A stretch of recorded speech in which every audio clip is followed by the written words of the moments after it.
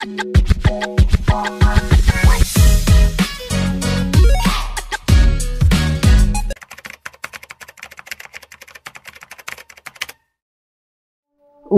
गुलाल वाजवारे नगारे त्रैलोक्याचे स्वामी आज धर्तीवर आले।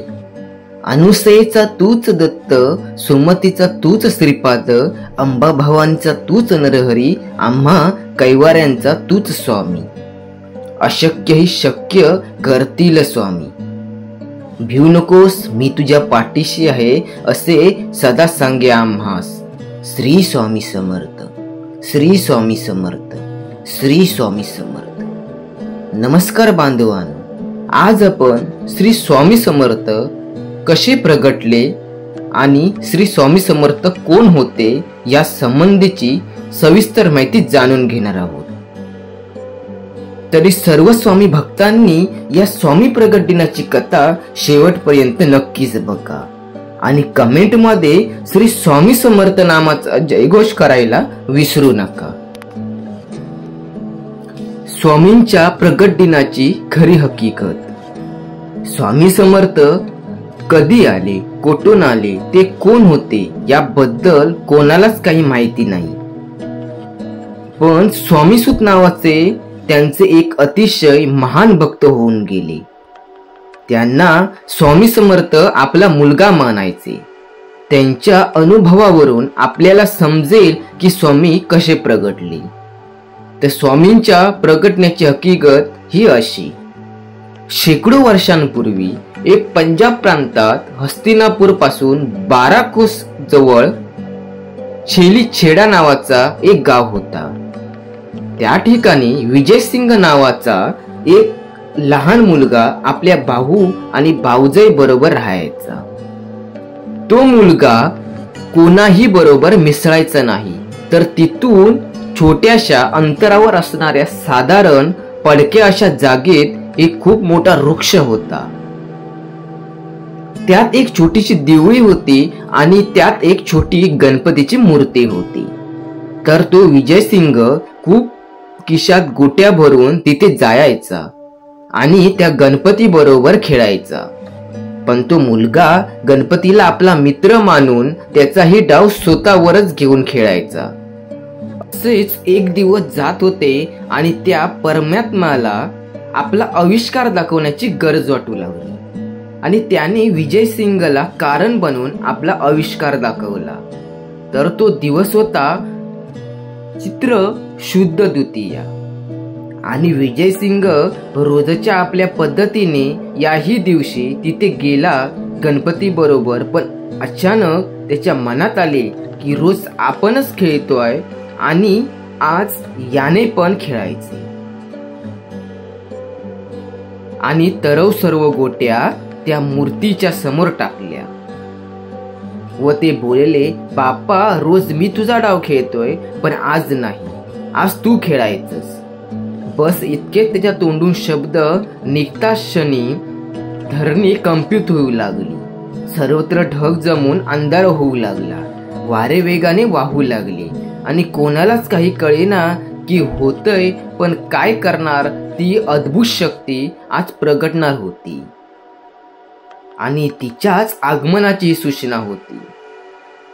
आणि ज्या ठिकाणी गणेश मूर्ती होती त्या ठिकाणी धरणी दुभंगून एक 8 वर्षाची अतिशय तेजस्वी एक बालमूर्ती प्रगटली आणि तेच दुसरे तिसरे कोणीही नसून प्रत्यक्ष परब्रह्म श्री स्वामी समर्थ महाराज। आणि तो विजयसिंग गोट्या खेळताना तेव्हा स्वामींकडून हरला आणि बालरूप स्वामींनी त्याला गोट्या उद्यार दिल्या आणि परत भेटण्याचे देऊन वचन तिथून ते गुप्त झाले। स्वामी प्रगट दिनाचा उत्सव स्वामीसूत महाराजांनी सुरू केला। ज्यावेळी स्वामीसूत महाराज हा उत्सव अक्कलकोट मध्ये करत होते तेव्हा भुजंग सारख्या भक्तांनी स्वामींना प्रश्न विचारला, स्वामीसूत तुम्ही हे काय करत आहात? तेव्हा स्वामींचे उत्तर असे होते, माझा बळ मी सदेह ज्या प्रगटलेला उत्सवाचा दिवस करत आहे. नानारेकी नावाचे अहमदनगरचे स्वामी भक्त होते. ते स्वामी सुतांच्या सांगण्यावरून अक्कलकोटला आले होते, तर ते पिंगाला ज्योतिष विद्येत पारंग होते. स्वामींनी त्यांना आज्ञा केली की माझी कुंडली बनव. तेव्हा त्यांना खूप आनंद झाला आणि त्यांनी लगेचच कुंडली बनवण्याचे काम सुरू केले आणि काही दिवसातच कुंडली बनली आणि त्यातील स्वामी प्रगटण्याचा मजकूर वर प्रमाणे होता. तर ते ती कुंडली घेऊन स्वामींपाशी आले. तेव्हा तिथे भजनाचा कार्यक्रम सुरू होता.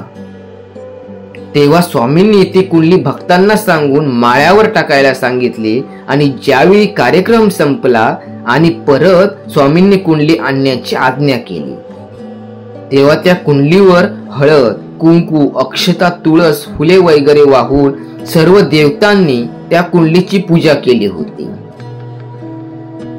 आणि कुंडली पाहून स्वामींनी खूप खुश आणि नामाचा उजवा हात हातात घेऊन त्यांनी आपला हात हातात त्याच्या ठेवला आणि त्याच्या हातावर विष्णुपद उमटले. स्वामींचे आत्मलिंग आणि ते त्यांच्या हयातीपर्यंत होते त्यांच्या हातावर.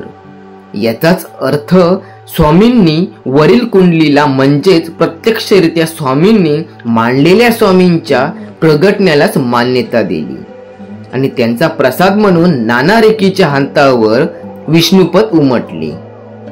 आणि आजही ही स्वामींची कुंडली स्वामींच्या अहमदनगरच्या मठात आहे. स्वामी समर्थ महाराज योग्यांना मार्गदर्शन करताना येण्यापूर्वी हे जगात वेगवेगळ्या ठिकाणी स्वतःचे खरे नाव ओळख लपवून चंचल भारती दिगंबर बुवा अशा नावाने सुद्धा कार्यरत होते. स्वामी समर्थ प्रगट दिन आपल्या सर्वांसाठी खूप मोठी महापर्वणी.